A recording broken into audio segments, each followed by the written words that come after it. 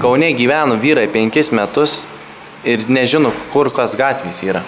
Važiuojam į tą navigaciją, važinėja. Nu, 5 metus. Ir da Kaunas, taigi jis iš Vilnių mažesnis kiek. O dabar kodėl taip atsitiko, reikia pasigilinti. Negali kaltinti žmonių, atsitiko dėl to, kad žodžiu, jisai nemokėjo šitų užkalbinimų, ką aš mokinu. Jis nei jų nesipažindino. Jis turėjo savo tik 3 artimiausius draugus. Ir su jais leisdavau, tie barakė būdavo. Jisai vienam kambarį visą laiką sėdavo barakė. Ką jis gali žinoti? Nieko. Nieko jisai nežino, todėl aš sakau, šitas dalykas yra būtinas, eit pažindintis, mėgs pažintis, tu tada miestą išsitiri, žinai visus kelius, viską, tu tampi alfa.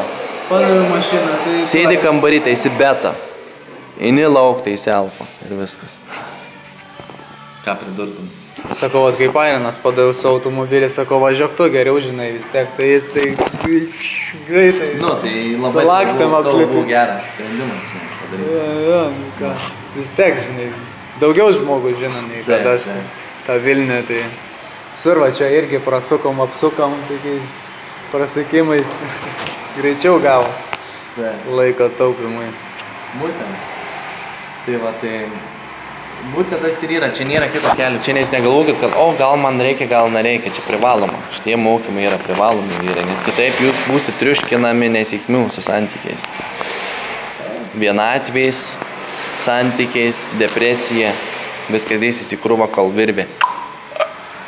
Ir šauksit iš kūno lauką.